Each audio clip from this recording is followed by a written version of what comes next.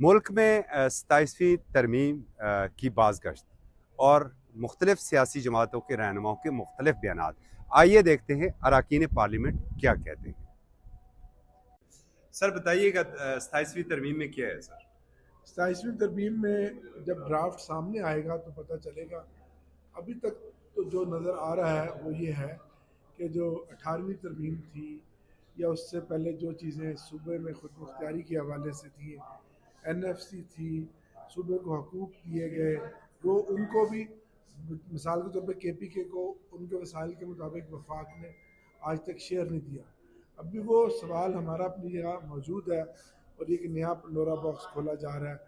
ज़ाहिर है ये 243 है और इसमें बहुत सारी वो अमेंडमेंट्स हैं जो अपने आप को मजबूत कर रहा है, अपने आप को ताकत दे रही हैं। तो अभी कल जैसे इसका ड्राफ्ट आता है तो फिर सही बात पता चलेगी। थैंक यू जी। अफरान साहब बताइएगा 27वीं तरमीम में ऐसा क्या है कि अपोजिशन की जानब से शदीद तनकीद एप्रिसिएशन हो गई है? जी बिस्मिल्लाहिर्रहमानिर्रहीम। देखिए ये एक ड्राफ्ट प्रपोजल अभी हमने शेयर किया है अपने जो कोलिशन पार्टनर्स हैं उनके साथ, और ये भी एक प्रपोजल है, यानी कि इसके ऊपर डिबेट हो रही है पार्टी के अंदर भी और बाहर भी। और इसके ऊपर जब तमाम लोग किसी एक नतीजे पे पहुंच जाएंगे तो फिर इसका आईनी तरमीम की जा सकती है। फंडामेंटल कुछ इश्यूज़ हैं जिनको एड्रेस करने की ज़रूरत है, इसलिए इसके ऊपर बात हो रही है। 28वीं तरमीम को कोई ख़तरा है इससे? 18वीं तरमीम सर। 18वीं तरमीम देखें, बात ये है इसके अंदर के जो विफाक है 18वीं तरमीम के बाद, उसके पास इतने रिसोर्सेज नहीं है कि वो अपना बजट बैलेंस कर सके। तो अगर तो मुल्क को ऐसे ही चलाना है कि जिसमें कर्जे लेते रहें और वो मुल्क को ऐसे ही चलाते रहें तो फिर ऐसे ही चलने दें।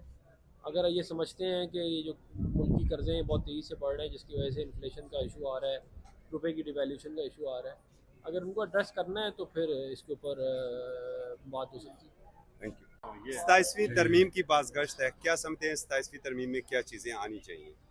देखिए मुझे तो पता नहीं, अभी मुसवदा मैंने नहीं पढ़ा। मैंने आपको अभी मैंने उसमें बात की है कि जो असल बातें हैं वो ये है कि जो आपने 18th अमेंडमेंट में आपने सूबों को ज़्यादा इख्तियारात दे दिए, आपने एजुकेशन का निसाब जो है आपने प्रोविंस को दे दिया, आपने हेल्थ लिहाज से वो दे दिया, आपने पूरी फाइनेंस उनको दे दी, तो आप अकाउंटेबिलिटी तो कर नहीं सकते। मेगा स्कैंडल्स आ जाते हैं लेकिन वफाक उससे पूछ नहीं सकती क्योंकि 18th अमेंडमेंट का वो होता है। ये नहीं है कि हम उन सूबे इख्तियारात के ख़िलाफ़ हैं, लेकिन कुछ चीज़ें ऐसी होती हैं कि वो अच्छी नहीं होती है, तो उस पर ज़रा सोचना चाहिए और मेरे ख्याल में मुल्क के लिए सोचना चाहिए। मुल्क है तो हर चीज़ है। हमारा मुल्क, हमारे 2 सूबे जल रहे हैं, उसमें दहशतगर्दी हो रही है, दहशतगर्दी स्पॉन्सर हो रही है, उसके लिए सोचना चाहिए। और लीडर्स को ज़रा अपने अना और अपनी सोच से बालातर होकर अपने पाकिस्तान होगा तो आप वज़ीर होंगे, आपकी लीडरशिप होगी। जब पाकिस्तान नहीं होगा तो आप लीडर कहाँ के होंगे और आपकी ये लैंड क्रूजरें कहाँ होंगी और आपके हवाई जहाज़ कहाँ होंगे, तो कुछ भी नहीं होगा। इसलिए पाकिस्तान का सोचे मेरे भाई। Thank you. तरमीम में कोई रिवर्स गेयर नहीं लग रहा, बिल्कुल भी रिवर्स गेयर नहीं लग रहा। ये गलत बात है, गलत बयानी है या गलत परसेप्शन दी जा रही है।